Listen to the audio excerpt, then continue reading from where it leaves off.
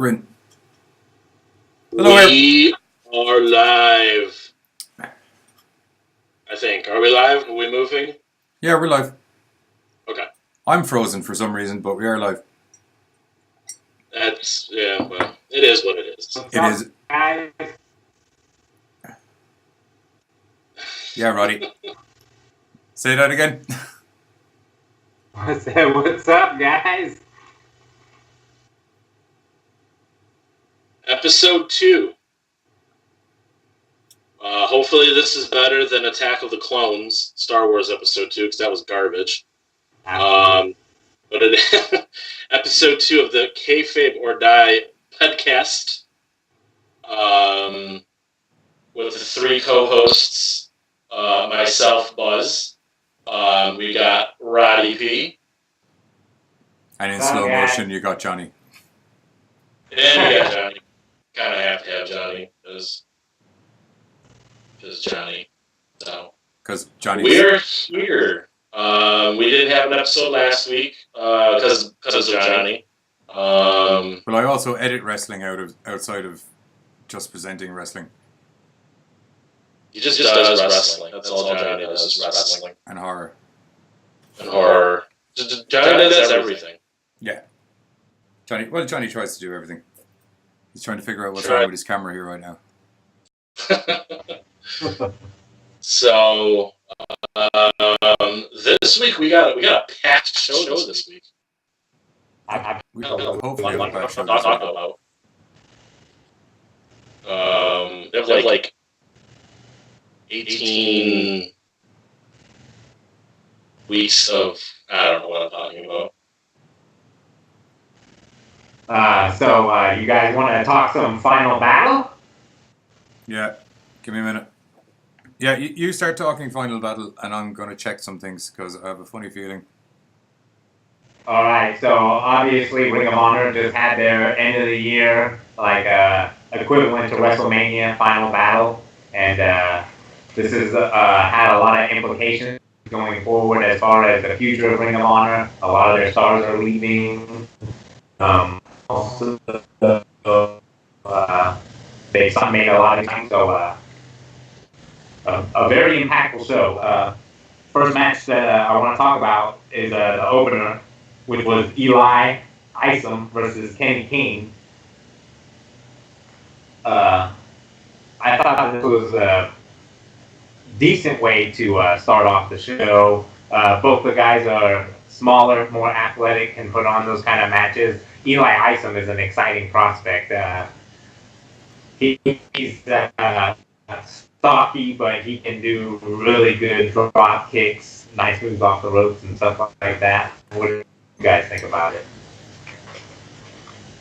I don't have thoughts because I didn't watch the pay-per-view. So yeah, Buzz didn't do Final Battle. I thought it was pretty good. To be honest, it was a good opening match. I was kind of half watching it, to be honest. Right. Yeah, not the strongest opener. Kenny King ends up picking up the win with his signature flapjack face card move. It's just this kind of heel turn that Kenny King has going on at the moment. I just can't buy him as a bad guy. We lost Roddy. We've lost everything, I think.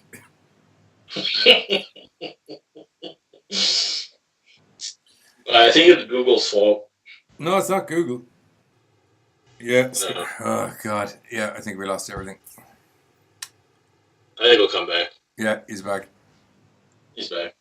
There we go. Yeah, sorry about that, guys. But Skype is just not cooperating with me today. Yeah. Skype's the only way I can do it, unfortunately. Anyways, yeah, so Kenny picks up the win. Next, I'd like to talk about the women's four-way. Yeah. That was between Karen Q, Kelly Klein, Madison Rain, and Sumi Sakai, the ROH Women's Champion. And I have to say, I went into that match not having very high expectations. Sumi Sakai has done an excellent job being the first Ring of Honor Women's Champion, but she hasn't had any spectacular matches in my opinion. So they go in for like fire on all cylinders. Madison Rayne, the grizzled veteran. You got Kelly Klein, the dominant monster, and boy, was she a monster in this match. Karen Q, I'm not too familiar with her, but I was very impressed with what I saw. She's very stacked. She's a stacked little girl. Yeah, she's great at throwing people around. I agree with you with the Sumi Sakai thing as well, that it's like she doesn't have any bad matches. They're always solid, but they're never mind-blowing. I agree. So back and forth action. Match goes for about 10 minutes. Kelly Klein ends up picking up the win. All in all, pretty decent match for Ring of Honor's women. They're really doing a good job starting to sign some talent and actually build their women's roster to something that is going to be special here in the future.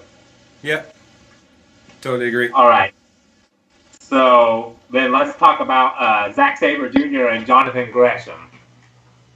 Now, this match was really I don't want to say a technical masterpiece, but wow, did those guys do a good job with their technical moves, the timing of their non-chain wrestling. Very surprised at the finish. Yeah. Junior won, right? Yeah. Oh, yeah. And with Jonathan Gresham being like a new upcoming talent, they've been pushing really hard. Pairing him with Jay Lethal, who's the world champion, and then putting him in these grudge matches. I was going in there completely expecting him to go over on Zack Sabre Jr. Well, especially like there's been this obvious push, as you said, with him, and they keep talking up. I don't know. Well, I mean, isn't Zack Sabre Jr. after signing contracts with them now? Nothing concrete yet. He's still New Japan, and I don't know. Maybe it's just Zack Sabre Jr. is the better technical wrestler storyline. I mean, I see that, and I would agree with that. But surprising finish for me. Yeah. Did you? Well, you kind of. Yeah. Ballsy move, not pushing your home guy.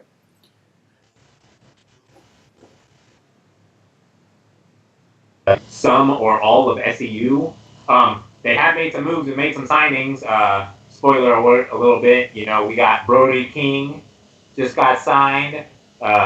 They just signed Bandito, which is absolutely fantastic. Bandito is an amazing. Yeah, he's cool.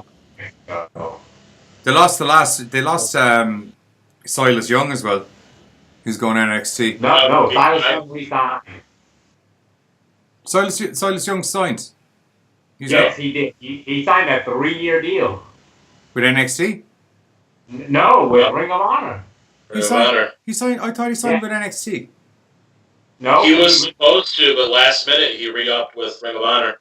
Ring of Honor upped their offer to him to something that was reasonable, and he signed. Okay, that's okay. I missed that news report.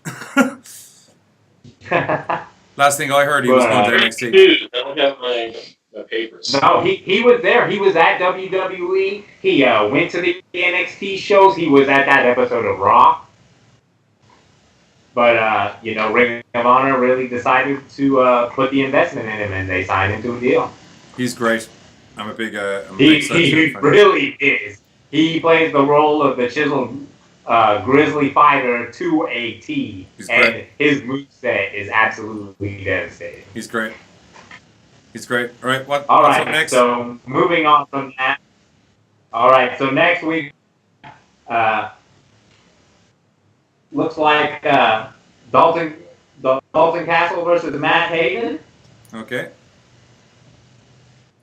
And this match here, they've been building this on their television show quite a bit. It's one of the main features that they put on the weekly television program. So I'm kind of invested in this. And Dalton Castle he's like the total package wrestler. He can wrestle. He is a great character worker. And Taven is like world-renowned traveler. I mean, he was just recently holding on to the light heavyweight championship from Mexico, CMLL. And, he can fly. He's been in Ring of Honor a long time. He's got this great angle where he never lost a championship. Yeah. So he's fighting that the Ring of Honor world champion at the same time. Jay Lethal, I find that to be an interesting angle. He's also he's also fucking serious on the mic. Lethal with some of his promos. Yeah, he's good promos, especially considering like there's only a handful of guys that are really, really, really good promos in Ring of Honor. He's one of them. Match is pretty crazy. A lot of back and forth action. Obviously, Dalton Castle has the boys on his side. Yeah. Matt Tape's affiliated with the Kingdom, so you got TKO, Ryan, and Billy Marcielli involved.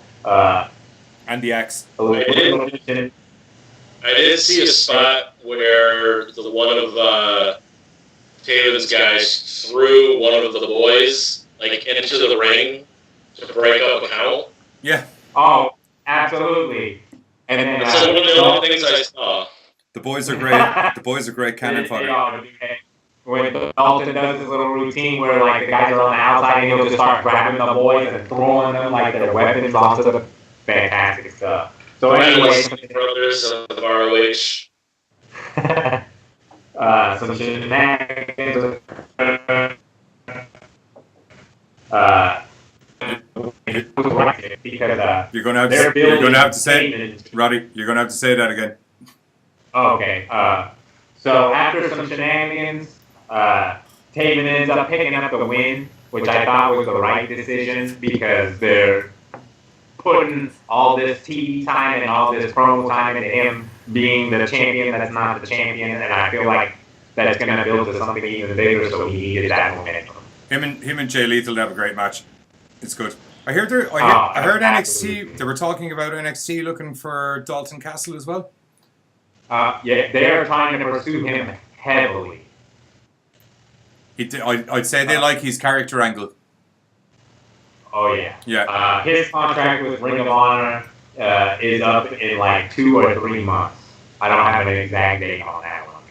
Him and the Dream would have some serious promos going up against each other. Oh my! Imagine that. That'd be worth seeing just for the promos alone. Hopefully, the Dream stays on there long enough for that to happen. I doubt it. I doubt it. He's calling me up for Vince Pan, sure. Yeah. All right. So next matchup is Flip Gordon versus Bully Ray. Oh, this was amazing. In an I Quit match. Yeah. Oh, like Flip Gordon. I've been pretty excited about him. Flip Gordon.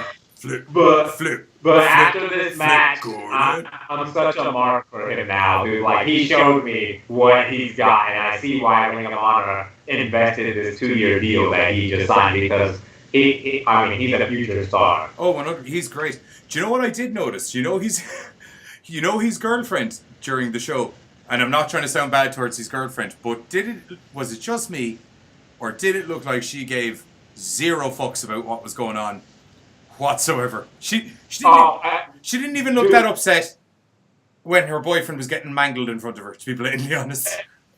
And I mean, not just mangled. This is like Bully Ray style murder here, and like she has a complete like blank stare on her face. Like Giz said it to me when he saw it before I did, and Giz said it to me that he was like, "I'm not going to tell you what she looks like or anything like that, but before she is announced, I bet you'll be able to pick who I'm talking about out of the crowd." And it did a pan across the crowd at the start, and I was like, that one. And then the Flip Gordon announcement came on, and I was like, oh yeah. Like everyone else is like, yeah. And she's just like, I have a question though. Oh. I saw a little bit of that match too online. Oh yeah. But I didn't hear any comments commentary.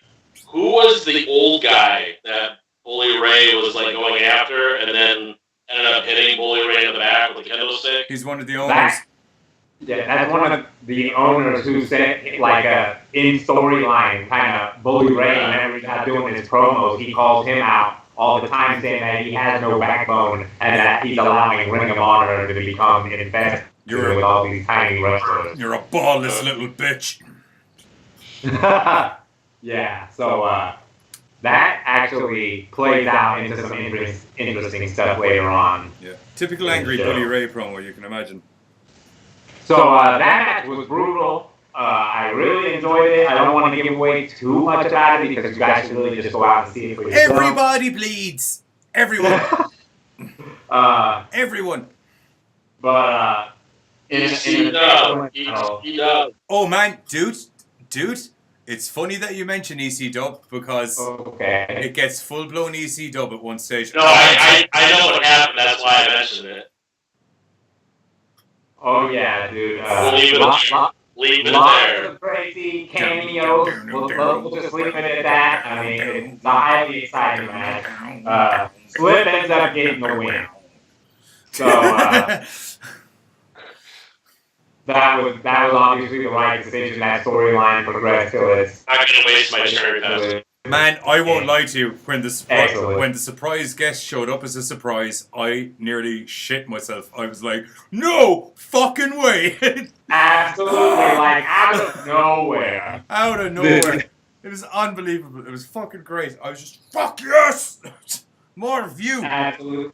And like, look, and like, man, we'll have to talk about this later, but like, absolutely in form. Like, I was so impressed. Oh man, he didn't miss a beat. He didn't. It was great. I was surprised he didn't start kicking ass all over the place.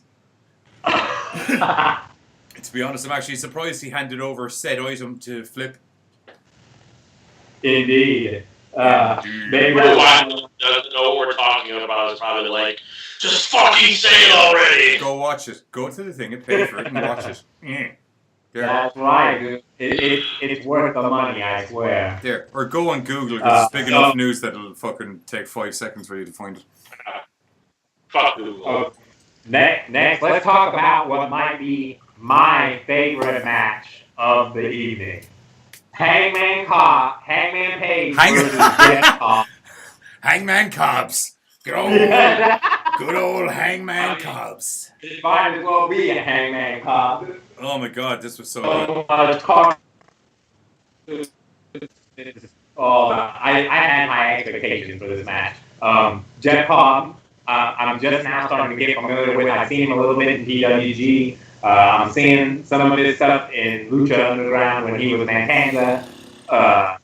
You die. Now you die. Now you die. Now they all die.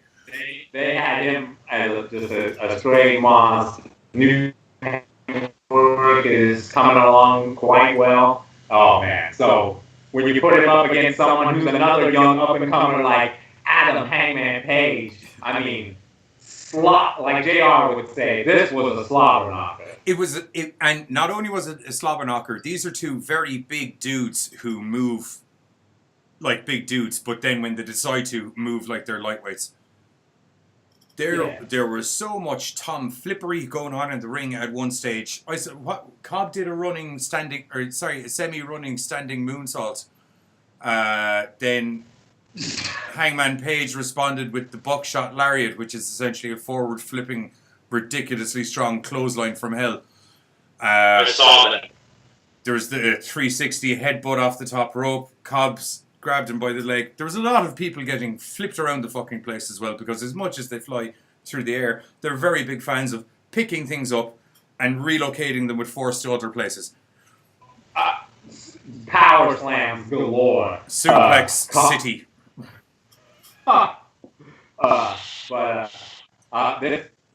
This was my favorite match of the night. Both of these men are fighting also. I'm super happy that Cobb signed that deal with Ring of Honor. I'm looking forward to what's going to happen with Hangman Page in the future. Like, Dynamite. This is Dynamite stuff, guys. Yeah. I really enjoyed this match, man. It blew my tits off, to be blatantly honest.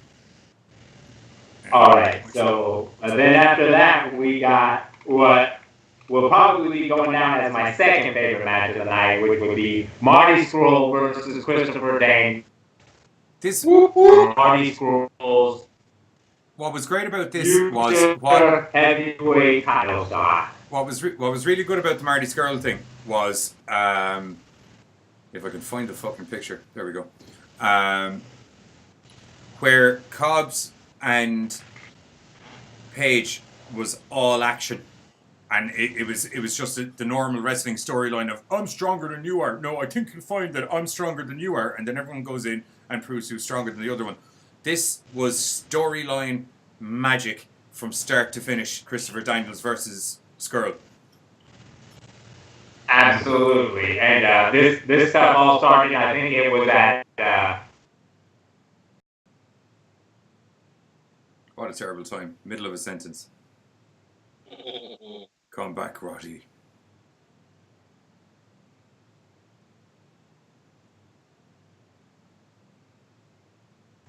He's coming back. He's coming back.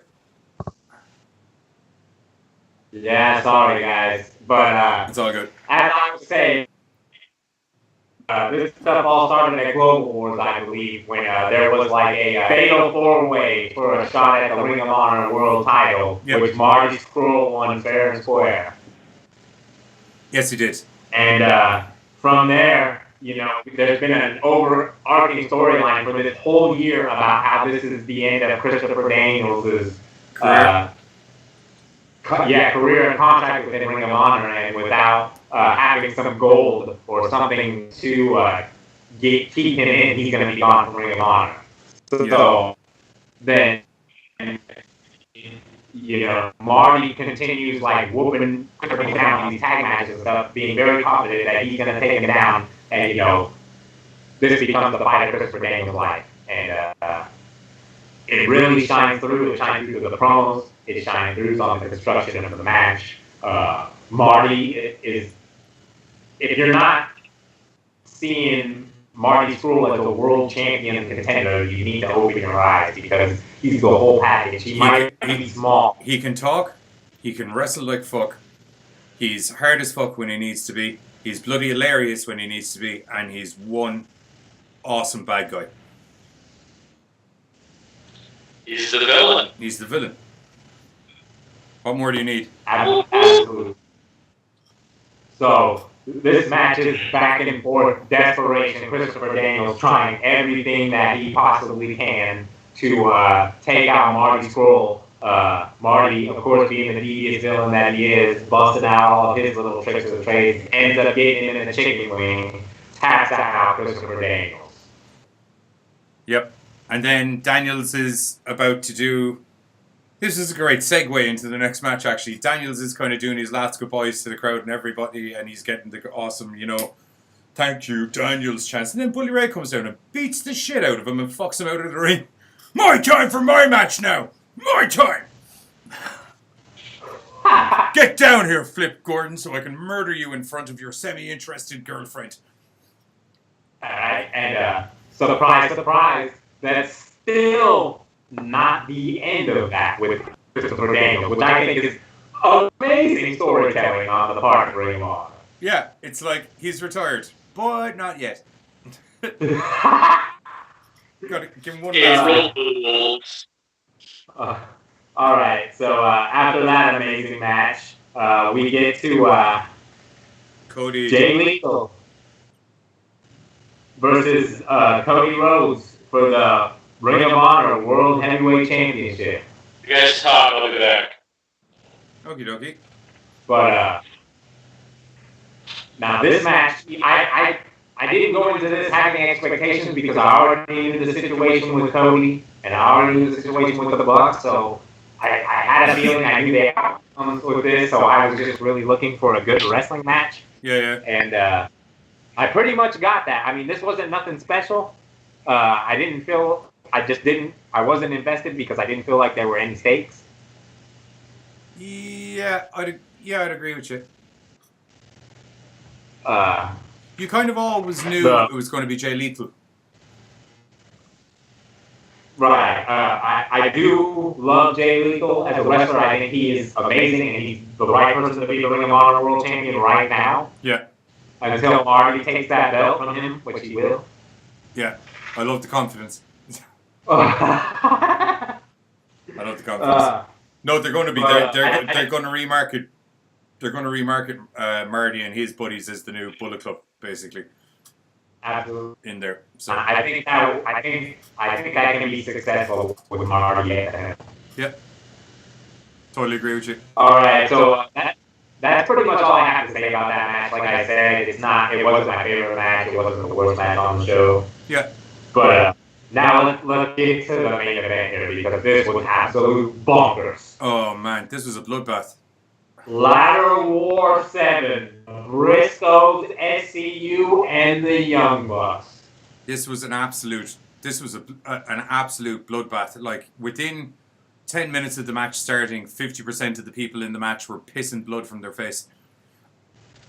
Absolutely, and like the savagery of the Briscoes, like the Ring of Honor has sent a clear message that like the measuring stick is the Briscoes, and I was completely surprised because, you know, within the storylines that they were talking about, this contract that SCU had just signed with them getting the gold, and, you know, they had me fooled because I actually thought that SCU was going to retain and then go on to have a pretty long reign. No. So did I. Because, like, I mean, they don't have the belts that long either. No. I think, like, maybe a month. Something like that, month, 6 weeks maybe, tops. Absolutely, and then it was just devastating, dude. Like, yeah. Ladder Wars, they're always good. That's gonna be one of my favorites, man. The Bucks, they did some pretty crazy stuff. I felt like they were wrestling kind of conservatively, which was a little disappointing. Who, the Bucks? Yeah. Bullshit. Bullshit. Nick Jackson flew 20 feet through the air through a table from the inside of the ring to the outside of the ring and missed one of those tables. Bullshit. Bullshit. Matt Jackson got drop kicked through a fucking ladder. I did love the drop kick through the ladder. That was my god, the crunch of that ladder. I liked when the commentators were like, oh, every time people decide to start joining more than one ladder together, it never works out well for someone. They're right. They're fucking right. It worked out very badly for the guy with the already messed up back. Man, so good. When Jay went for that driller on I'm trying to think of it. Matt Jackson. Yeah, I thought he fucked him up, man. He literally drilled him. At no stage was I like, oh, he landed that on his shoulders. I was like, that's on his fucking head. That was on his head, because at no point were any of the body parts that need to be in contact with each other to stop you killing yourself touching each other. Thank God Matt Jackson's got no neck. Yeah, definitely. Like, the next season of being the elite, we can forget about the back, the new angle with the neck. Yeah, he can't walk. Good God almighty, man. That match was just out and out brutal. Alright, so final thoughts on Final Battle is that Ring of Honor consistently brings excellent pay-per-views. They've done it all year. Yeah. Final Battle, they always go all out. They continue with this one. I'm looking forward to the next year and everything going on. I have to say, in credit to Ring of Honor, they're consistent, period, not just in the pay-per-views. Right, and I know a lot of people are scared about, you know, a lot of the elite leaving Ring of Honor and some of these other guys, but this has happened time and time again. And, you know, they continue to thrive. They find the young talent. They give them the platform. This is what happens, guys. And it's not a bad thing. I think the reason people are worried is, like, there's never been so many of the Bullet Club shift in one go. And ordinarily, when some guy was moving, there was a handing off of the torch to somebody else. Do you know what I mean? Whereas there hasn't really been a handing off of the torch here because there's no one left in the current Bullet Club that can match up skills or mic skills to anyone that's left. Do you know what I mean? Like, initially you had Balor leaving, and then you had Balor and you had Gallows and Anderson, but then Gallows and Anderson and Balor were kind of handing the torch off to Styles and Omega and all of those guys. Then when Styles was leaving, he kind of handed the torch off to Omega and the Bucks and everything like that, and then it all from there. Right. So I think that's why people are worried. But what people are forgetting is the reason Ring of Honor has always been good is because it's great at finding phenomenal talent and letting them do their thing and nurturing what they want to do and not trying to crush them into this, you need to put on more of this and less of this flippy shit, you know. That was beautiful, man. Thank you. Tear. All right, so, guys, want to move on to TLC? TLC. Okay. What was the first match? Was it the 205 Live? Yeah. Yeah, that was the first match on the pre-show. Yeah, I was a bit upset about that, to be honest. As in, it was only on the pre-show. Why?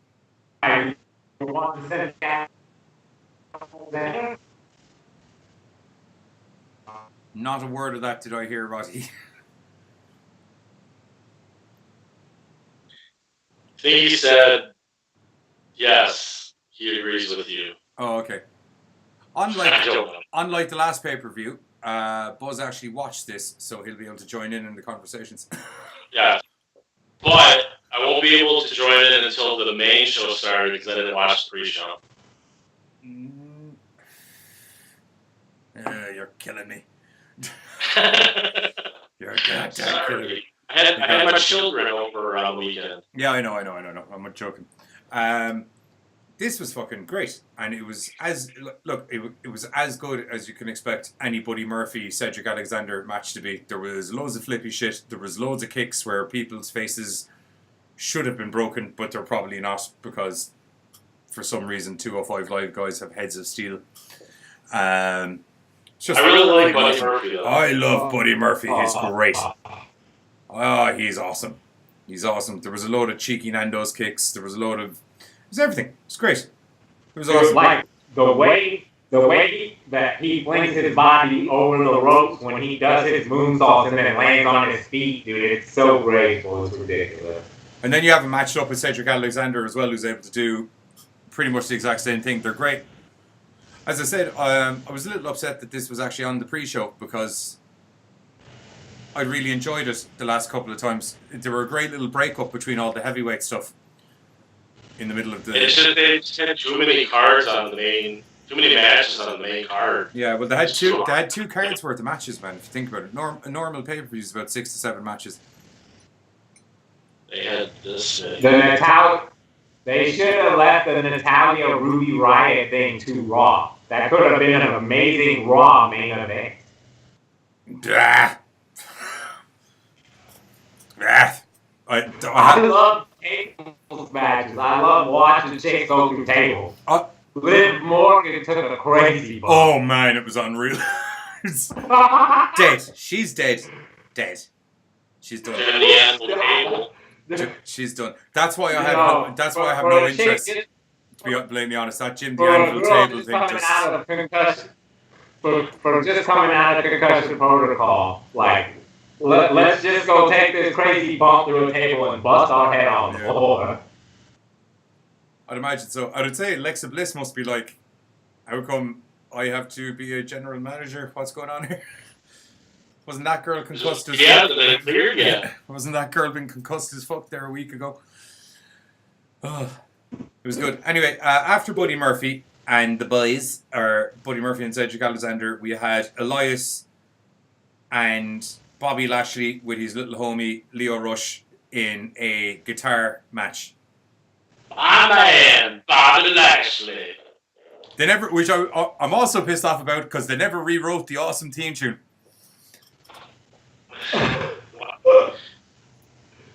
Oh.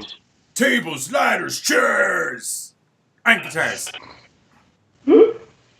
It's on a Sunday night. Well, no shit, it's on a Sunday night. Every pay-per-view's on a fucking Sunday night. God damn. Chairs. And guitars. Although I don't really enjoy Bobby Lashley so much. Leo Rush being his hype man, I enjoy very much. Yeah. This match confused me. And I wonder why. Oh, several reasons. One being I don't know why it happened. One being I don't know why it happened in the first place.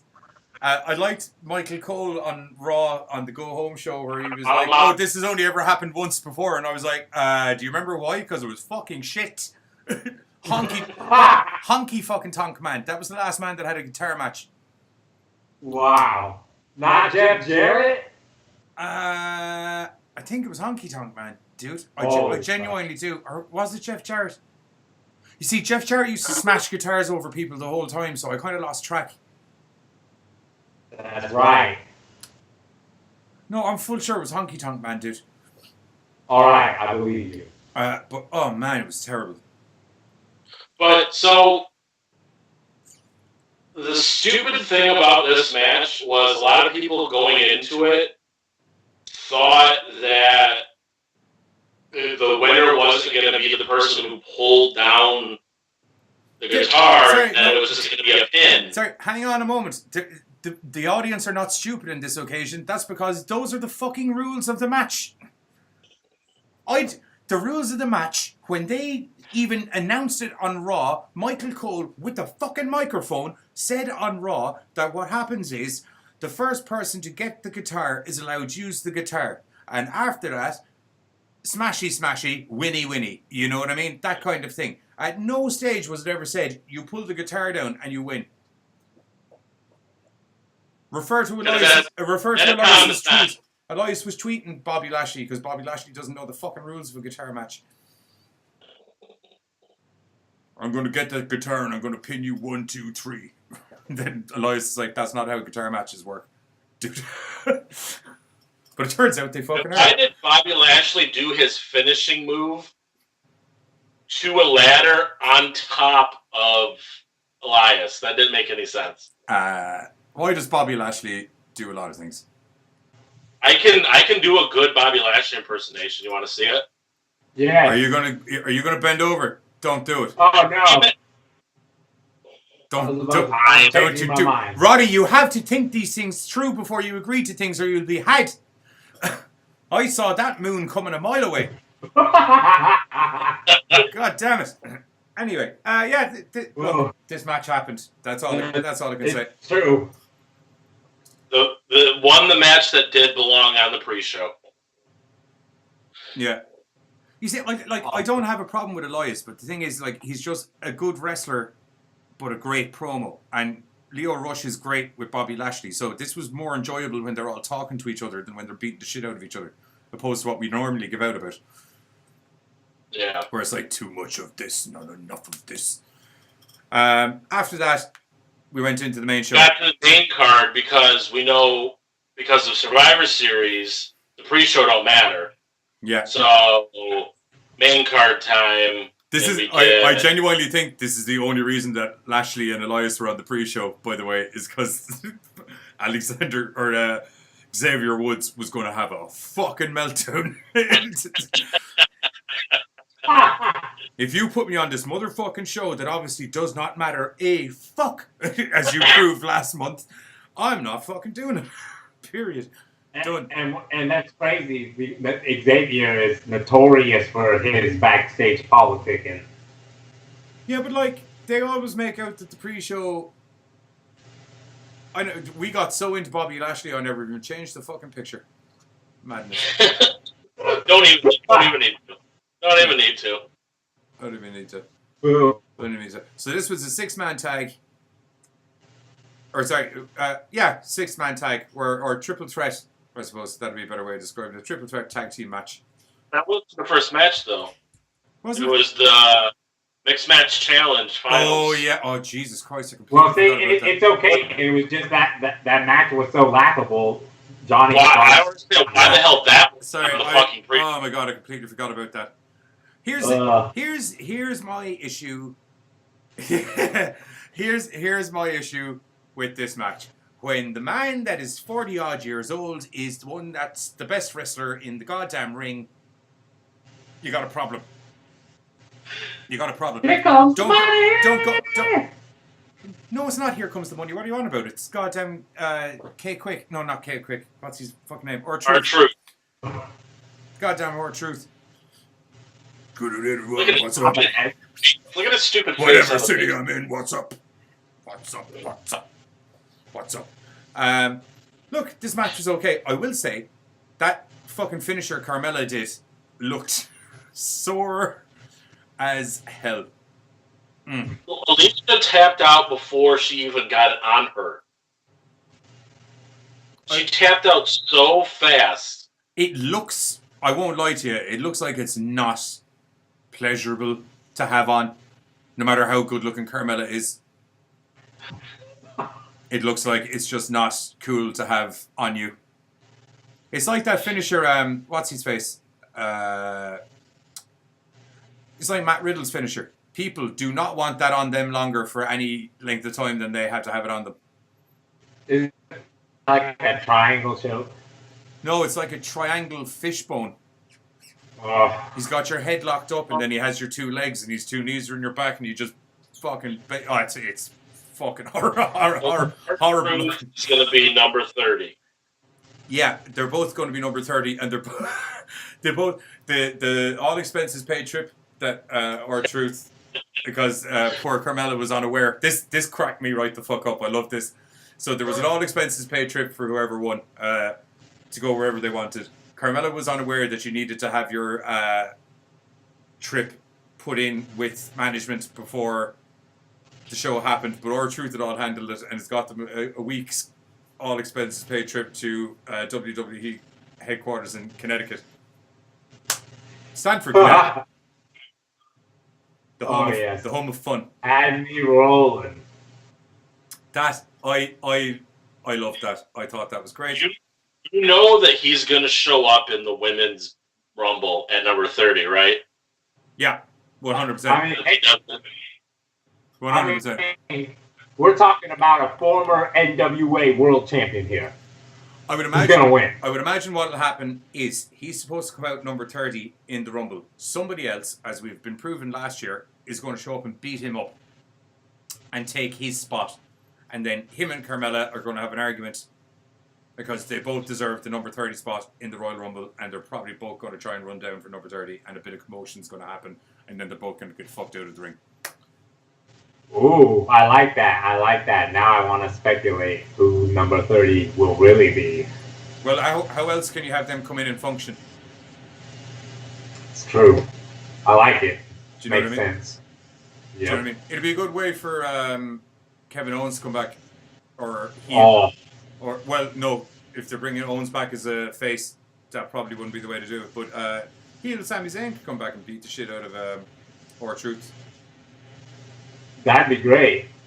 You know, something like that. It'd be all cool. Or Kenny Omega just happens to be, I don't know. Oh, don't break my heart. Don't break my heart. I'm a brick in your heart. Okay.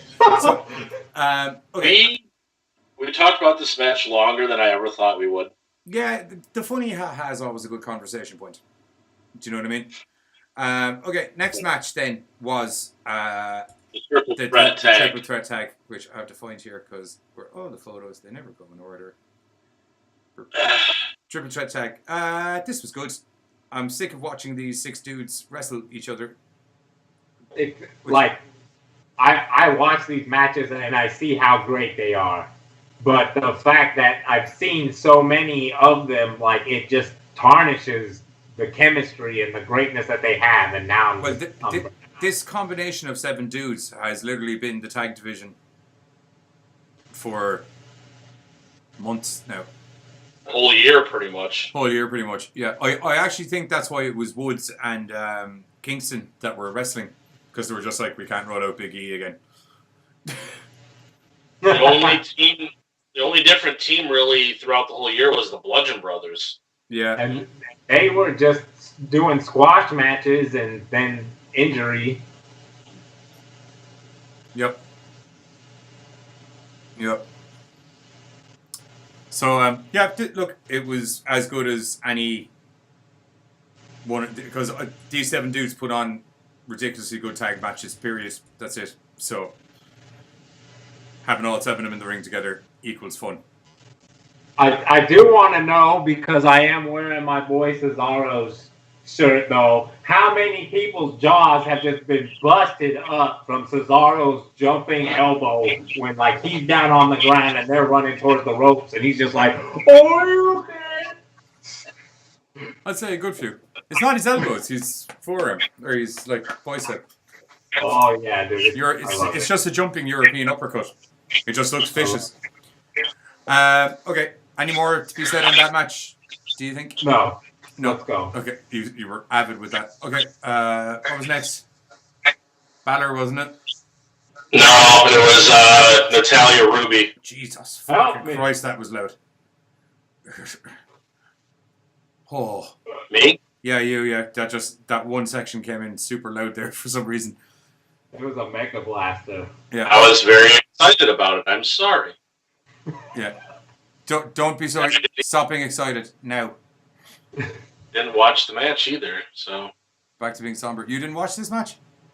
No, I had to leave and take kids. I told you I had kids. I got kids. Buzz came on with one intention and one intention only tonight. I want to talk about Wrestle Kingdom, and that is it.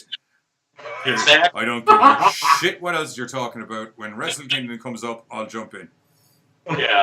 No, I had to go to the kids back home. I know, dude. We're jesting. Don't worry. I know. I'm telling yours. I actually thought this match was good. There were some really good bumps and stuff. Loads of table destruction. And I just hate the Jim the Anvil Neidhart table angle. And I also was very confused about how taping a picture of Ruby Riott onto a table to put her through was going to rock her. Was that that was supposed to throw her off? Yeah, and Ruby didn't even sell it either. If you watch the match, she looks more excited. She's like, "Oh, am I on a table? That's a mighty fine looking sticker of me. I'll tell you that right there, right now. Shit, I am looking good. I am looking good. If I look that good on wood, Yeah. As mentioned earlier, my favorite part of the match, the Liv Morgan table bump, was outrageous. Yeah. She flies through the air so gracefully, albeit never under her own volition.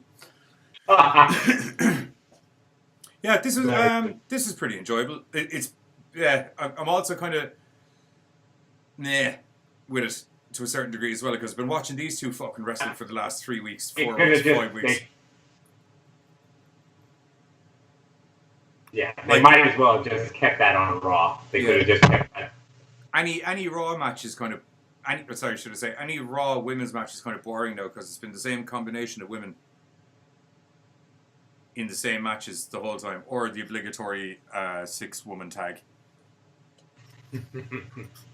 But yeah, no, it was good. Some good table action. I'll remember it for the Liv Morgan smash table. Anyway, 100%. I heard from what I was hearing from people, it went on a bit too long. It did take a bit long, and it definitely did. It took a minute to get going. Took a minute to finish as well. I will have to go out and say on the limb that Liv Morgan is my crush. So just to put that out there. Well, then don't watch this match, because you're going to watch her get broken in half. What was next? Balor. Yeah. Balor McIntyre.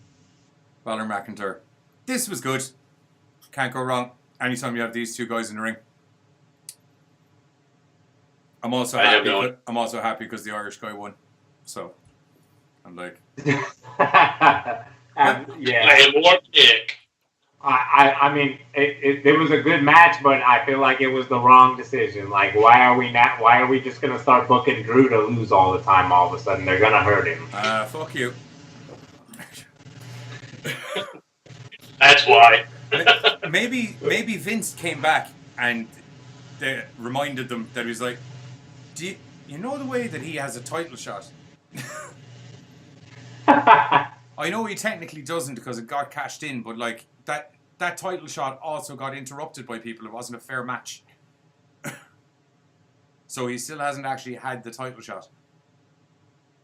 Yeah. I wonder if it will ever come. Oh, it's never going to happen. He's just going to keep puffing. Not at Raw, just. He's just going to keep puffing around the mid card. Yeah, such a waste. Not just speaking up for the Irish, like he's bloody good. He's great. He's a good wrestler. Yeah, I thought this was a good match. It was interference by Dolph Ziggler. This was so. Dolph was wrestling Drew last week on Raw, and Balor interrupted, and Dolph got the win. Then Ziggler kind of returns the favor here. Then Balor kind of gets humpy, saying that he doesn't need his help. Then Ziggler is like, "I wasn't trying to help you," and then beats the fuck out of Balor later on. It doesn't make sense. It doesn't make sense. Welcome to 2018 WWE. Yeah. Because he was a fucking heel last week, or he was a face last week.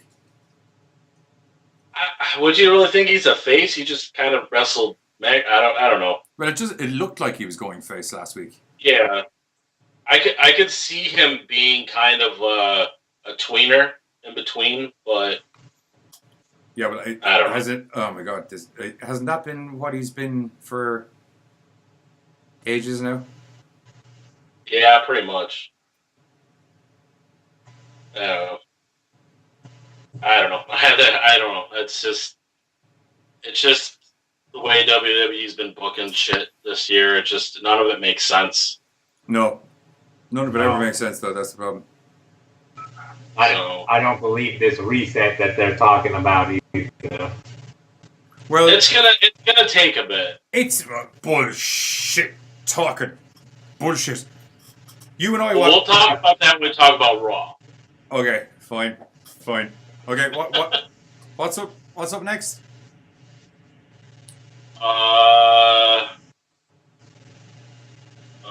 What else is there? Roddy. Corbin and Braun. Was it Corbin? Yeah. Corbin. Yeah, so Corbin was supposed to face Braun Strowman. Braun Strowman picked up a not shoulder injury. He picked up an elbow injury. So, if Strowman won the fight, he gets Brock Lesnar and a title shot at Royal Rumble. If Corbin won the fight, he got to stay as the general manager of Raw.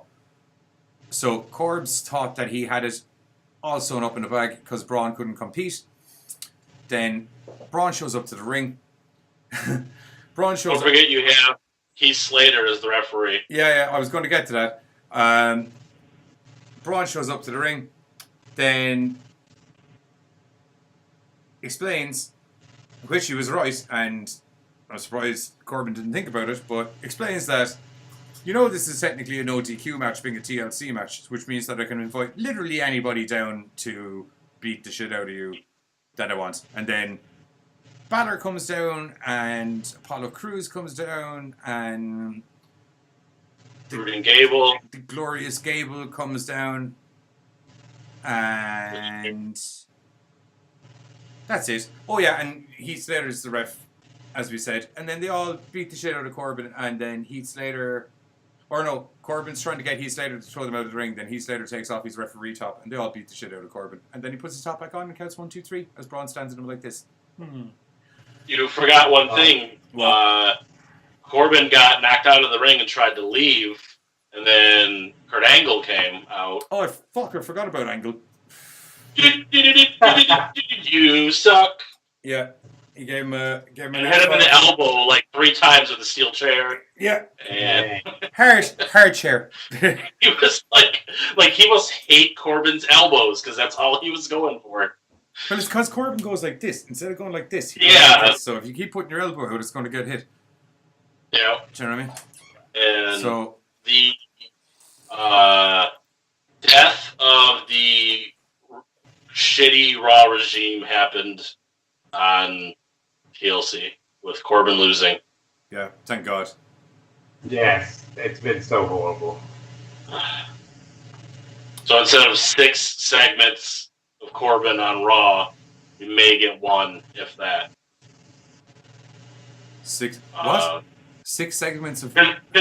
He was always putting himself in like everything that went on Raw. Oh yeah. He had his own match, then he stuck his nose in this match and that match, and came out for this match, and yeah, but oh my God, that's the way all of these things work, isn't it? With Corbin. Well, that's all done and dusted now, supposedly. Sorry, one sec. I'm kind of live at the moment. Yeah, it's interesting to see who they are like kind of pushing right now. Like Apollo Crews, like wow, what are you doing in this situation? Like they haven't done crap with him, but run him into the ground. It's because he's a good guy, isn't it? Oh, he's an excellent wrestler. We need some good guys to come down. They literally had nobody else. Yeah, that's why it was just like we need a face. We've booked everybody else. I kept waiting for Bray Wyatt to come out the whole time. Yeah. I suppose they don't want to... Like, if Bray Wyatt comes out to help, that means there's some sort of Braun Bray thing going on again. I don't think they want that. They spent their time breaking that up. No, so I don't think so either. The next was Mysterio and Orton. Right. I missed. So I thought this match was fun. I mean, it's nothing special, but both guys rose to the occasion, and there were some amazing spots, including one where Rey Mysterio takes a little slide under the ring with the chair, kind of like he's on a sled, and goes the penguin slide straight onto Orton's chest. The penguin slide. I won't lie to you. I thought this just kind of trundled along. It was like literally like watching the match from 10 years ago, except that he did a penguin slide. Yeah. To be honest. Kind of looks like a penguin in the picture. Yeah, with the black and white. He looked like a penguin on the night he was wearing black and white. Yeah. Yeah, I don't know. Like I said, I didn't see it, so yeah, look, it was an okay, like it was a good match. It just was a bit. I didn't think. A lot of the big man, little man stuff. Orton's throwing Rey Mysterio all over the place, but Mysterio being really feisty and getting real savage with the chairs. Yeah. Then Orton lines up 4 chairs so he can RKO Mysterio onto them, and Mysterio hits him with a chair, and then Orton sits down, and then Mysterio does that sit and squat? No, he does a drop toe hold and face drops Orton onto the chair, and Orton sits up in the chairs, and then Mysterio does kind of like a little mini Hurricane Rana package roll up and gets the pin. Which I was like, yeah, that's okay. And then he ran away very quickly. Which was probably wise. It was probably wise. Orton did look quite angry. Next was Daniel Bryan, wasn't it? Nia and Ronda. I thought that was... No, okay, no, Nia and Honda. Honda, where are you? Ronda continues amazing me with her wrestling capabilities. Some of the flying punches she be doing, holy crap. This was actually she's consistently good, Ronda Rousey. Like if she's proven anything in 2018 is that she's good at professional wrestling. That's the thing that baffles me is everybody just for some reason doubts her, and it's because I get that response from my brother and some friends after every one of her matches. They're like, she didn't do quite bad in that match. I'm like, she's fucking good. Just get over it. Don't be surprised anymore. Yeah. She had Roddy Piper training her, and she had fucking Brian Kendrickson. Brian Kendrick. Sorry, not Kendrickson. Brian Kendrick was training her for a while as well. Yeah. Do you know what I mean?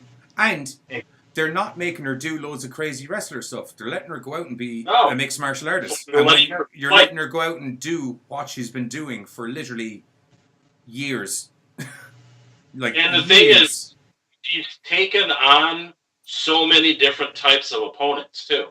It's not just one. So, she's good. She's good. She's good.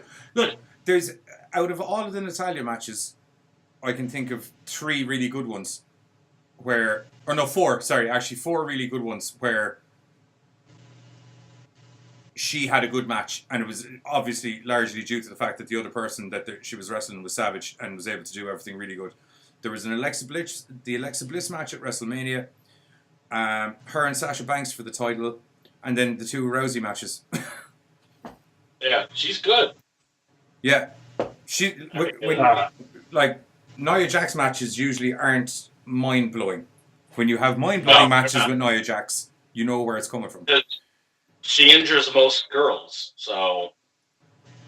And I really enjoyed how they ended up finishing that match with her going for the super potato and Ronda grabbing her arm and then the super potato taking her down. the super potato. The old spud gun. Get the old spud gun out. Do you guys think this is going to be it for Nia for a bit? Oh, absolutely. Just to kind of push her to the side for a little bit, and I don't know, because they seem to have she wasn't out on Raw when they had that kind of whole locker room come out. They seem to have been very much focusing on this Nia Tamina duo. So yeah, and that could be something for the tag titles that come up in the future. That's what I was about to say. Tamina has no personality. No, to speak neither of. does Nia, really. Yes, I know, but one of them is much better than the other. Super Potato and Super Fly. I'm not saying Nia's good, but I'm saying she's much better than Tamina on the mic. Where I was going to get up and leave. I would agree with you there, Johnny. Tamina has shown me nothing except for the fact that she can jump off the top rope like a cat. She's been there forever, and she has no personality. Yeah, she's a zombie. The most personality she's had is she smiled once during that match. Bullshit. On Sunday. I saw it. I saw it with my own 4 eyes. So it happened. Yeah, so basically I just don't see them, because it means then that they're after moving someone from SmackDown over for literally, although it won't be the first time that's happened, but literally for no reason, because now they got nothing. They do that. Yeah. After that then, Daniel Bryan. Yes. This was great. From that. This was great, and it was long, and it was good long. It wasn't crap long. They gave these guys 30 minutes of madness. It was great. They took advantage of it so well. I don't know what kind of discussions these 2 men had in the back before this was all said and done, but masterclass. This is how you do pro wrestling, guys. Oh, it was so good. The high flying spots were great. The violent kickingness in everything was great. Bryan did his yes kicks, or what do we call them now? The vegan kicks? The fickle kicks. We'll call them fickle kicks. Yeah, okay, that's fine. Perfect. Fickle! Fickle. Yeah, so he does the fickle kicks, which I liked that he got the final roundhouse kick of it and hit him with it, because ordinarily people duck and we move on. Yeah. It was nice to get the bang face. I was expecting that. I actually wasn't expecting it. It's actually they've used it as a transition move so much that when it actually is used as a move, it takes me back a little bit, because it's like, oh yeah, shit, he hit him. What other madness happened? Yeah, it was just great, start to finish. It was absolutely. It wasn't a lot of crazy stuff. It was just a solid match. Yeah. Right. Daniel Bryan begging for the spot where he's begging for mercy, and AJ just picks him up and puts him on his neck. I was just like, ah. Yeah. Yeah. And you almost expected another ref bump, but then that didn't happen. Yeah. Kind of towards the end. And then we just have a Bryan win, a clean win. Clean. But which I like. It was a good, clean win, and it didn't make AJ look weak due to the fact that, like, this wasn't like Daniel Bryan beat him down and got him a pin. These two guys were fighting. Daniel managed to get a little bit lucky on that roll, got the pin, and got out of there. But that's been the story with the two of them for ages, is that they're as fucking good as each other, and it literally comes down to who is the luckier one on the night. Absolutely. And that's it. Unless Bryan kicks you in the nuts. Yeah. I was expecting that the whole match, too. A nut shot. I think... Yeah. I'm hoping that this is part of the new regime thing, where they were like... No more nut shots, AJ. From what I understand, even though he's got fucking 5 million of them, he's looking to have more kids, so we really got to ixnay on the ball kicks, and... He's got no more space for tattoos on his ribs for kids. Hey, he's got a whole nother side of ribs to do, bro. He's got the AJ on that side, though. You can't fit anything on there. You can ride all the other kids around it, like in a little spiral of genetics. I was expecting Bryan to win. It's just that clean finish kind of like I wasn't expecting it there, but I loved it. It was great, though. Yeah, because it's the way it should have ended. Yeah, it's nice to see a clean finish on it. It also makes me think that Bryan's going to be holding the belt for a while. I think till at least Mania. Yeah, they'll build him up till Mania. Or he might lose it and win it back by Mania. Or win it back at Mania, something maybe. There's so much up in the air now with Mania. Like, I don't know. When Styles looking to take this elongated leave? Well, it would depend on when his contract's up. But I don't think he's going to take a leave. He's just looking to just not be... I think he's really looking to not be on a lot of house shows. Oh. No, from what I've seen, it's just he doesn't want to do the weekend house shows. Yeah. Oh, yeah. So I don't really think TV-wise it's going to really look any different. So essentially that bastard is looking for a definite 2 days with his kids a week. Absolutely. Yeah. Motherfucker. No, I'm only joking. He totally, the man's earned. I mean, no, we must keep that man on the road. We must on the road. Keep him on the road. Yeah, this was great. And then this led us into...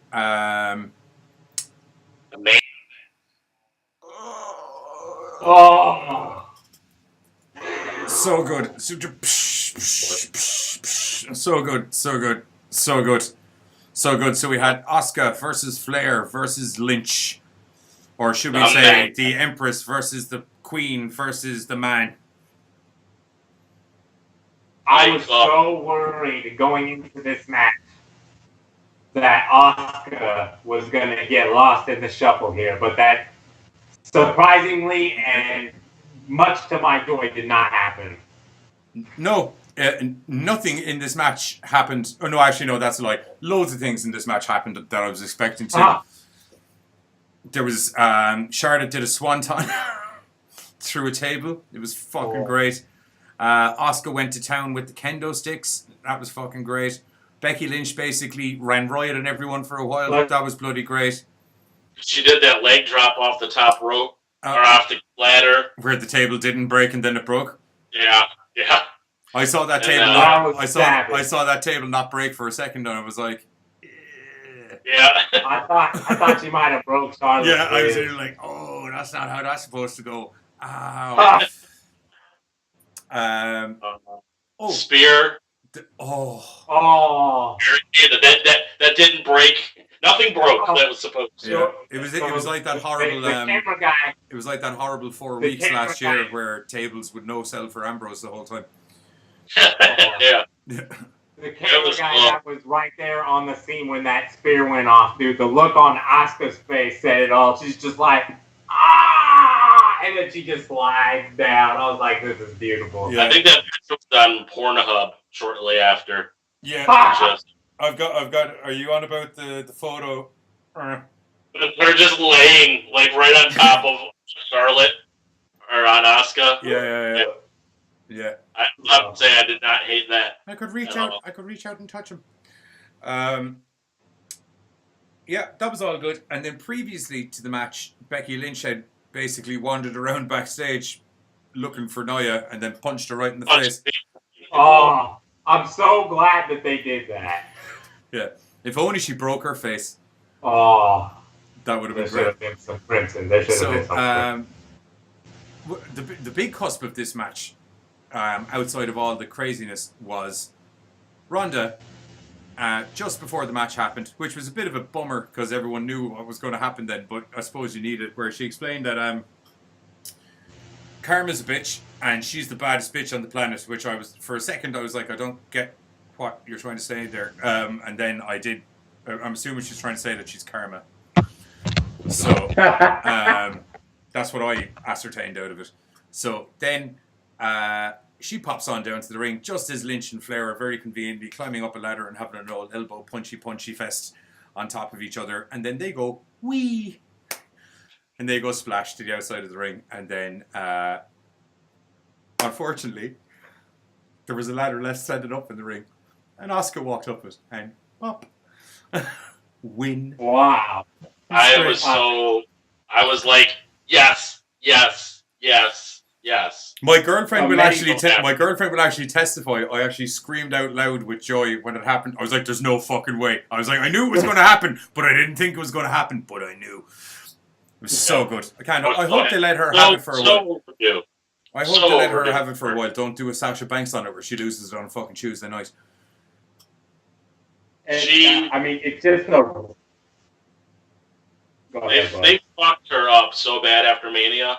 Yeah. Like, I wasn't against her losing to Charlotte at Mania, but the way that they just dropped the ball with Asuka after Mania was just ridiculous. Well, I'd imagine a lot of this has, outside of how the way the injury storyline, or not storyline, how the injury and everything made how things had to happen with Becky Lynch, but I would imagine they had to give something with Asuka because, as far as I know, New Japan had been seriously, or not New Japan, but like the old Japanese companies and other places have seriously been like, hey, we're aware that you're a very good wrestler, and the fact that you're not great with English bothers me zero fucks. Like, because they're looking at her and Nakamura. A lot of people are thinking the both of them might go back to Japan. Mm. They don't know what to do with Nakamura at all. They're putting him in blue, for Christ's sakes. He looks weird. He wasn't on the card. I know he wasn't on the card. Like, that was a travesty. Yeah, like him and Rusev in the table match would have been fucking great. Absolutely. Yeah, the United States title. It's a table match that doesn't have a dead guy on it. That would have been amazing. Yeah.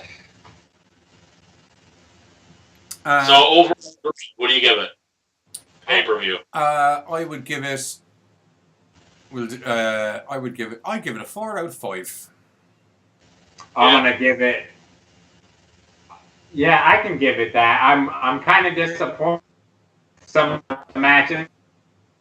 It was a bit long and a lot of because of it just. Well, anytime you have 12 matches going on, it's going to be long. Yeah. You know what I mean?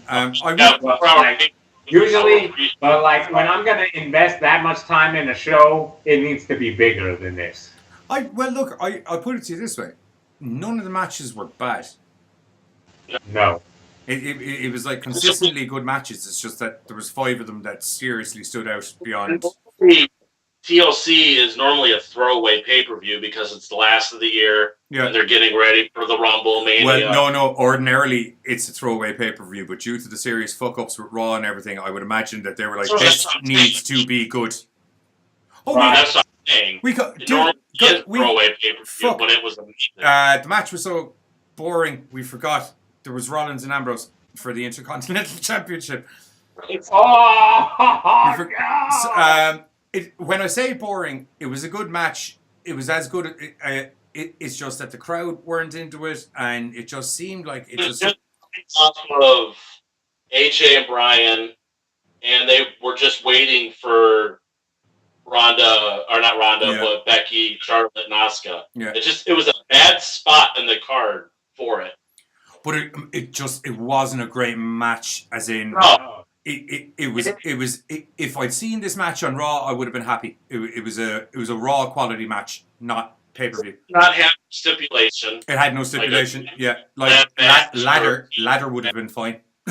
I'm just saying. Ladder match, get the title up there.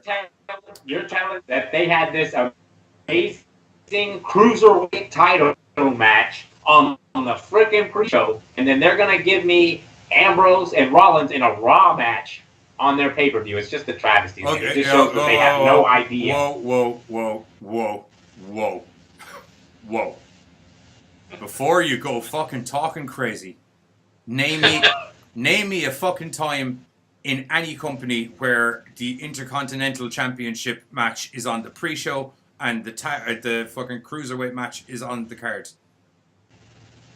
Nowhere. It doesn't happen. Okay, I'm not saying I agree with it, but I'm just saying. Chill out there for a minute now. It's just the way it's done. I don't know why. They literally fucked up probably one of their best potential storylines. Yeah. I hate this rivalry. I hate it. And I wanted it so much. Well, evidently Vince hates it too now. Yeah. Like, I don't understand who the fuck Dean Ambrose is. 1 week, he's a germaphobe. The next week, he's Bane. I don't get it.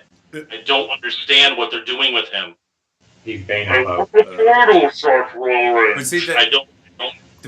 it. The big thing that's going to happen here now is that now that Vince is going to be pissed that he's back on TV because he didn't want to be on TV. He wants to just be back in the office. So now he's got to be back on TV. So I'd imagine he's already humpy about that.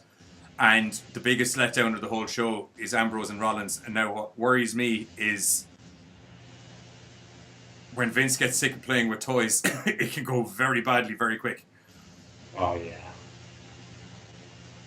I don't know. Do you remember when Owens kind of fucked up for a bit? Look how long it's taken Owens to get any bit of a footing. They fucked Owens up. They fucked Owens up for 18 months. They fucked Owens up for 18 months. The Revival were having Lucha House Party, mauled them for fucking 5 weeks because they had the audacity to say the word wrestler in a promo. Mistake. It's not a mistake. They're fucking wrestlers. Those two aren't sports entertainers. Those two are fucking wrestlers. Exactly. I don't like talking. Punchy, flippy. That's what I like to do. Not even this flippy. I'm talking picky-uppy, flippy. Pick up and go.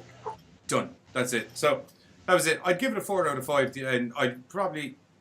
Actually, I might give it 3.5 out of 5. Yeah. Yeah. It was too...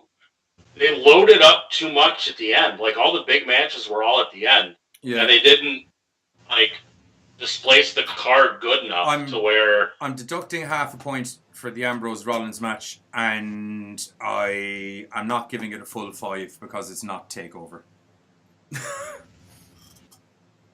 All right, Uncle Dave Meltzer. Your damn 5-star matches. Or New Japan. I'm not. Well, look. Everyone slags Meltzer for saying it, but look. Here's why he does. Here's why he does those numbers, because New Japan put on 5-star matches, NXT put on 5-star matches, and if you get a really solid 4 on Raw or SmackDown, you're ordinarily happy. Yeah. Do you know what I mean? So, I agree with him. I'm just joking. Did it ever occur to you that it's not favoritism? It's you're not doing 5-star matches. Winky, Raw. Okay. Whew. Okay. So, that's that done. Okay, Raw came and Raw left, and there were some cool matches on Raw. Mostly, the biggest news on Raw is the McMahons are back, and the regime are back in the helm now that Corbin is not the GM. Now that Corbin's not the GM anymore. And we got to watch Angle kick the bejesus out of Corbin, which was always nice. And other than that, it was, Yeah, they're good match, but other than that, I mean, nothing. It's just we're doing the podcast stages now, and I'm trying to get onto your New Japan begging as quick as humanly possible. Raw was fine. It continued on the storylines. The McMahons are in and they're supposedly doing a new regime, but I just heard earlier the results for Raw next week, and it looks like they're not doing a new regime because it seems like Raw from 4 weeks ago, except that Baron Corbin might actually be wrestling opposed to just talking. Yep. Sweet. Not sweet. It's baby steps, guys. You what? It's not gonna all change in one night. Baby steps. Yeah, I know it's not going to change in one night, but it is reversing back instantaneously after they talked about the regime happening, which is what I find weird. Yeah. Anyway, New Japan. New Japan, Oh, what? yeah. New Japan. What? Wrestle Kingdom. What match do you want to talk about first, Buzzles? Oh God, New Japan, Wrestle Kingdom 13. We are. Yeah, what 2 match weeks. do you want to talk about first, Buzzles? Just so I can get the picture ready. Well, the first match on the card is going to be Kota Ibushi versus Will Ospreay for the Never Openweight Championship. I am so excited for this. This is going to be flippy. All kinds of flippy. It's going to be it's going to be. It's the first time that they ever wrestled each other. Is this? Yes. That's madness. It's going to be legendary. I'm telling you. Like, this is how you... Normally, with Wrestle Kingdom cards, they normally they want to start off with one of the fast-paced matches they can. Yeah. And This will be that. it. And Ospreay's still recovering kind of from that rib injury that he suffered so many months ago, because Ospreay really hasn't been wrestling. He just came back to New Japan this last day of the World Tag League. Well, then there's a very good chance that he's going to be leaving again soon, because this match isn't going to be Absolutely. easy. Originally, he was supposed to get the number one contender spot for this title, the Never Openweight title, but because of that injury, they ended up giving it to Goto. Hiroki Goto won the title, and then faced Ibushi at the Tag League Finals, and that's how Ibushi got the title. He won the Never Openweight title from Goto there, and then that set up Ospreay and Ibushi for Wrestle Kingdom. Yeah, it's gonna be amazing. There's going to be probably 18 scaffold spots where they're going to be jumping off of scaffolding. Oh my God. Say what? We'll wait till obviously we get closer, because we're 2 weeks away to do predictions. Yeah. I need time to contemplate on that anyway, because that's some tough choices to make. Yeah, if you wanted predictions, you need to give me a little bit of thinking time, because... That's fine. We got 2 weeks till Wrestle Kingdom, so... Oh my. Our next episode will be prediction episode. No, it won't. Next episode's us going to be getting shit-faced and talking about our top... Oh, well, I'm talking about... Woo. Yeah, well, I just figured getting us drunk on camera is probably get it out of the way early. Yeah. 5 episodes in or whatever. The next match on the card is the Triple Threat Tag Match for the Junior Heavyweight Tag Titles, which will see El Desperado and Kamiyaru, the champions, defending the title against Sho and Yo. Oh, that's the wrong 6-man tag. And Bushi and Takagi of Los Engabranados de Japón. And I got Torian too, I forgot. Say that again? Los Ingobernables what? Los Engabranados de Japón. Sorry, say Los Ingobernables. Los Ingobernables de Japón. De Japón. Okay. Ah, I love it. You're saying Ingobernables wrong. Ingobernables. Ingobernables. Whatever. Ingobernables. Thank you. It's fucking better than everybody else. I'm from fucking Ireland, bro. Why am I telling you this? I watch Breaking Bad. I know Mexican. I hate to say this because West Kingdom is like my favorite pay-per-view of the year, obviously. It's so tasty. I'm not very excited for that tag team match. It's a rehash of the Junior Tag League finals, so it happened before already. I don't know. I think Bushi and the other guy. Ishii. No, the other LIJ guy. What the hell's his name? The new guy. I don't know. Takahashi. Sorry. Shingo Takahashi. I think they're good. I'm sorry, that was a prediction. I like showing you, man. They always put on a good match. It's a good match last year with the Bucks at Wrestle Kingdom. That really did. And that's a really good match. Won that, so I mean. Yeah, it's hard to have a bad Bucks match, man. To be honest. Yeah. So we'll cruise on along because we're getting stretched for time here. This has been pretty long. It's not stretched for time. It's just that we've made it over the hour mark. So you and I, Buzz, have finally done a podcast that's over an hour. Well done. Fuck yeah. Okay, next match. Next match is Tomohiro Ishii against Zack Sabre Jr. Oh, this match is gonna. This is like a quiet sleeper here. This match is gonna be epic. There's a lot at stake with the Red Pro title here. Well, it's also anytime you get a hard hitter against a technical wizard, it's always good. Oh, it's always good. Ishii is like the definition of hard hitter. Yeah. Little note here. This is the first time Red Pro and Minoru has been defeated in New Japan. Is it?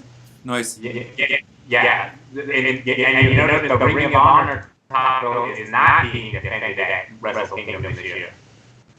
They didn't do it last year either. Interesting.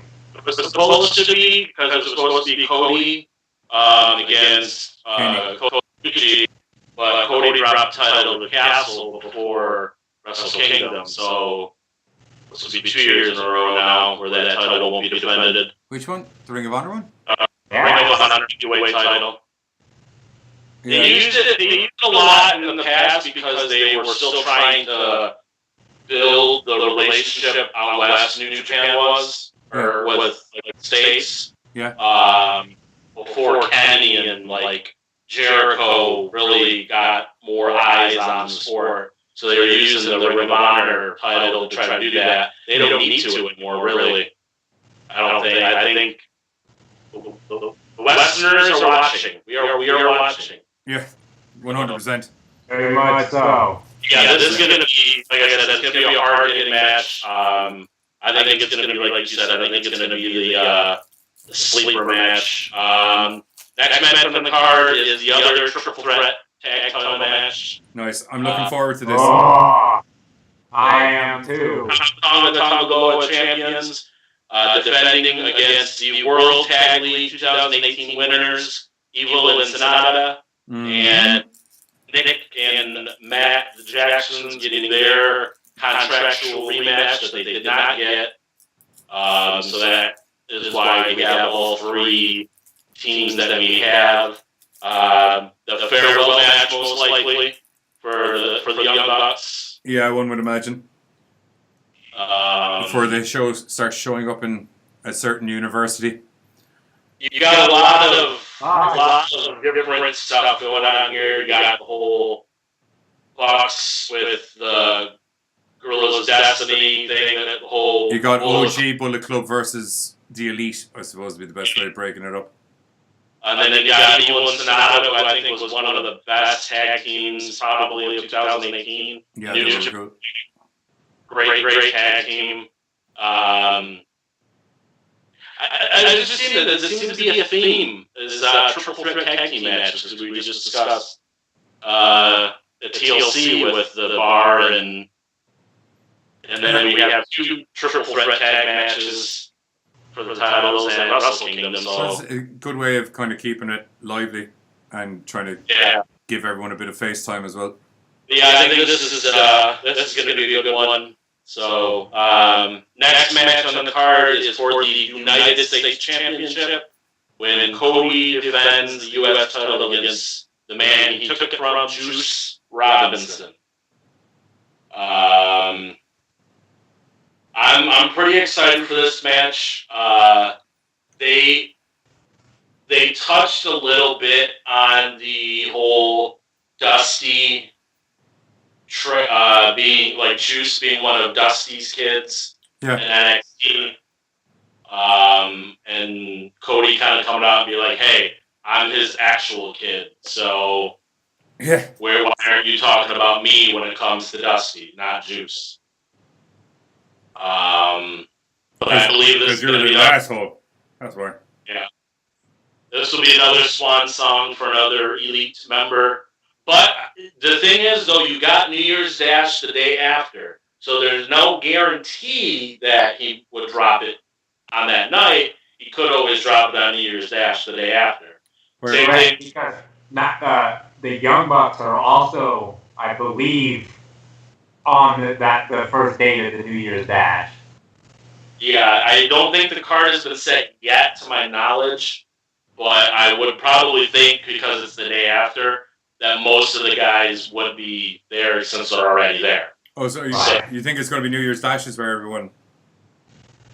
Well, they're the champions, so I don't see them winning anyway. I'm more talking about with Cody, possibly Kenny. We'll get to that when we talk about the Kenny match, but because I could see Juice taking it, but I could see somebody else. That's more what I'm thinking. I don't know for sure if I see Juice being the U.S. champ, but I can see somebody challenging Cody at New Year's Dash and taking it from him then. I don't know who. I could see Juice being the champ. I could, but it's...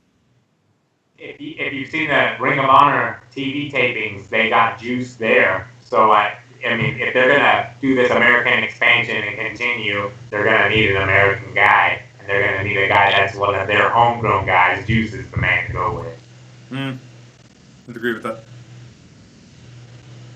So, the next match on the card is for the junior heavyweight title. Kushida defending against Tajihiro Ishimori from the Bullet Club, the Gold Soldier. We'll talk about this when we do the our drunk show, our Christmas show. Okay. Boy. Ishimori was in probably one of the best matches of the year. Against Takahashi for the Super Junior Finals back in July or June. I think he's just amazing. Taiji Ishimori is amazing, and I think it's his time for the title. Kushida has been a great he's been a great representative of the junior heavyweight division. But I think it's the Bone Soldier's time. And I think this is going to be another probably, I wouldn't say sleeper match, but it's probably going to be one of those the show stealers. Every match on this card, that's why I'm so excited. Every match on the card from top to bottom. Show stealer potential. Yeah, that's why I love Wrestle Kingdom. Like you were saying, Wrestle Kingdom is your favorite of the year. It's slowly becoming mine because I'm really just starting to get into New Japan within the last year and a half. Wrestle Kingdom 12 last year was my first big, I sat down and watched the whole show. Before that, it was just a match here, a match there. I'm now just so focused in the New Japan that I did every match. I was salivating, waiting for this card to get fully announced. Because, like I said, from the top of the card to the bottom of the card, every match is phenomenal. Yeah. This ought to be good, actually. I'm looking forward to it. I'm a big Okada fan anyway. So, Jesus Christ. Did you see that? Thank you. Yeah. Fan anyway. So he had the match last year at Wrestle Kingdom. They had the Fatal 4-Way for the junior heavyweight with Ospreay, Kushida, Marty Scurll, and Takahashi. That was the show. That was bonkers. That was crazy. Bonkers. Everyone nearly died. Yeah. What's the next match? Next match is a very interesting one. One of the only non-title match on the card. Kazuchika Okada versus Jay White. Yeah. There's treachery in the mist here, so you have that part of the storyline. Yeah, I really think they're going to be pushing Jay White as probably their top heel. Absolutely. Switch. I think right now your top heel is probably Jericho, but That's not going to last. Time. No, he's going to go TNA. Yeah. I'll put money on it. Like, he's going to go TNA. Callis has gone TNA full time. And this is a perfect, like, we kind of saw this starting at the G1, where Jay White got the pin against Okada in the first night, and then you had him turn. You had Gato turn, who has been with Okada for the last couple years, and then you had them Bullet Club. So this is some great storytelling that's been going on for quite a while. Since July. So it's going to come to a head, and I mean, Jay White is slowly really growing on me. I wasn't sold completely when he first joined New Japan last year at Wrestle Kingdom. I think his match with Tanahashi wasn't as impressive, especially as one of the kind of like the semi-main events. Yeah. Things really developed to possibly the next top guy, at least heel, in New Japan. So after that, the Intercontinental Championship will be on the line. The rematch from Dominion. Jericho and Tetsuya Naito of Rosengabrunaplan. Oh, say in. Say in. In. Say gov. Gov. Say earn. Say, earn. Earn. Say oblas. Oblas. Now put it all into one word. Oblas. Yep, that's the one. Perfect. Good job. Good job, buddy. I'm expecting this to be just as much as brutal and savage as the other Naito Jericho matches that we've gotten. Let me introduce you to this table. Let me introduce you to this railing. Let me beat up the referee's son. Screw you, whoever's on commentary. Give me your chair. I love, because Jericho has all of his other obligations with band, like Fozzy and all that stuff. I love how he's still interacting, though, via his, Twitter videos that he records. Yeah. And tells Okada or Naito how he's a stupid piece of shit. And I just love... I think this is going to be hard-hitting straight away. Oh, yeah. I think Naito's going to go for weapons and going to go fast, quick. Because he got caught in the hop in the last match. Yeah. And the cool thing now is, I don't know how much you guys have been paying attention to the last couple of days since... this much. Okay. Well, the press conferences, and, Naito's trying to reverse, psychology, the way Jericho does all these videos. Naito's starting to do... He did one where he had the makeup on that Jericho kind of has, and he's trying to do Jericho videos, and I love Naito. Naito is my favorite, wrestler right now. Yeah, it's good. It's gonna be... He's gonna take it, and absolutely. I think they kind of screwed him over last year and not winning the title against Okada at Wrestle Kingdom this year. But I think he'll do it this year. So the last match, Kenny Omega defends championship against Hiroshi Tanahashi, the G1 Climax winner of this year. I was very surprised that Tanahashi won the G1. I really thought Kota Ibushi was going to win it, and there was going to be Ibushi and Omega for the title. That would have been nice. I think they're ready to put it on Tanahashi for one last time. Maybe. I mean, Omega's contract doesn't end until the 31st of January. So you still have a whole nother month where he could possibly drop it to somebody else. Yeah. So who that would be, Tanahashi makes the most sense right now. Good stick it back in Okada. Tanahashi's the safest bet. Yeah, because he's Mr. New Japan. Well, he's had an absolute renaissance this year as quality.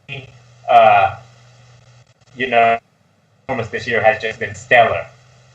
Yeah, and he was coming off of a year where, like, towards the beginning of this year and the end of last year, he was battling a lot of injuries, and still holding on to the title for a while until, I believe Minoru Suzuki beat him shortly after Wrestle Kingdom this year to take the Intercontinental title from him. Right. But he, like I said, like you were saying, he's had a resurgence this year, and probably one of his best years in at least a couple of years. And I think they're ready to kind of, especially if Kenny's moving on, it is probably the safest bet to go with Tanahashi because we just got off of such a long reign of Okada before Omega beat Okada earlier this year. I don't think anybody really wants to see Okada with the belt for at least a little bit. And Tanahashi is going nowhere. Yeah. So these guys haven't wrestled much, so I just don't know against each other. I don't really. Kenny will bring it out of him for sure. Yeah. Yeah, like Kenny's like the Bucks. You can't have a really bad match with Kenny Omega. And that's the thing with New Japan is like when you like I don't think I've ever that's the biggest reason why I love New Japan so much. I don't think I've ever sat down and watched a match and was like, man, hopefully this is going to be good. They always are good. There is never. I mean, Kenny Omega had a fantastic match with Toru Yano. Yeah, exactly. That was good. And Omega's the top match guy, like he is, but like I'm just talking about New Japan, like all of the New Japan guys. Yeah. Like when I sit down for a card for New Japan, I'm not like we just went through all these matches. I'm not like, well, hopefully this one's going to be good. Hopefully we get a good one here. I know every single match is going to be good. The boy's consistent. That's why I love New Japan so much. Like we just went through TLC, and I was like, well, hopefully Ambrose and Seth Rollins is going to be good. It wasn't. Hopefully so-and-so is going to be good. 9 times out of 10 on a WWE card, you're going to get 1 or 2 good matches out of 8 or 9 or for some reason 12 matches that we had on TLC. New Japan, I don't worry. Like I'm not worried about like my brother was telling me, he's like, well, I don't know if I'm so excited about Wrestle Kingdom this year like I was last year because it was Jericho's debut and all that hype with Okada or Jericho and Omega. It just drew so much attention. He's like, I don't feel like I have that match this year. And I'm like, this is probably the deepest card they've ever had. I'm more excited for this year than I was last year. Yeah. Because every match is going to be, I have a feeling, could be a 5-star match. Yeah, we see. Look, in fairness, the Jericho thing added a level to last year that you can't get again because it was just like. Yeah, I really do. Oh, for sure, dude. That I was the same way last year because I just started getting into New Japan, so I didn't know everybody last year at Wrestle Kingdom. But now, because of that match of Jericho and Omega last year at Wrestle Kingdom, now I'm sucked into it to where I know every single guy on the card now, and I'm more excited because I know more of the guys now than I did last year. So that's why I'm even more excited this year than last year, because it was not just the 2 matches. I'm ready, because I was also ready for Okada and Naito last year too. Yeah, like those were the 2 matches. Now it's like I want to see every single match, and I'm ready. My body is ready. You're a goddamn mark. You're a goddamn mark, Buzz. I'm ready to go into a coma until January 4th. You can wake me up January 4th. Wrestle Kingdom. Okay, I just talk. You guys take it away. I'm going to wake you up on next Tuesday. I think that's it. I think we're done. That's been a lot of cigarette. Whew, that's a lot of wrestling. I need a cigarette. You did? I got my vape. Smoke something better would be better. Right, so that's all of you filled in. Fucking hell, keep getting caught in my word. That's all of you filled in on Final Battle, what's coming up on Wrestle Kingdom, TLC, and a loosey-goosey run over of Raw because there wasn't much to get into, in my opinion. It was mostly the McMahons are back. So, okay, so from myself, Buzz and Roddy, we will all catch you here next Tuesday, where there shall be some drinks, there shall be some top 10 picks of our wrestling matches, and there shall be some top 10 wrestling moments. And Giz from the radio show will also be on the podcast because we take a seasonal break around the 14th. Yeah. Wait, hold on. It's going to be Monday because Tuesday's Christmas Day. Monday. That one. Sorry. Monday. I thought Tuesday was Christmas Eve. No, Monday is. Monday. Oh, Jesus. That's 2 Christmas parties back to back. So, because I'll have a Gorecast one on Sunday night. I might just still be locked. Who knows? Anyway, we'll catch you all next Monday for a Christmas Eve special where we're all going to have a bit of a hoobab, and then we'll all be back in the new year after that. So, for myself, Buzz and Roddy, goodbye. Say goodbye, people. Too sweet. Take it easy. Oh.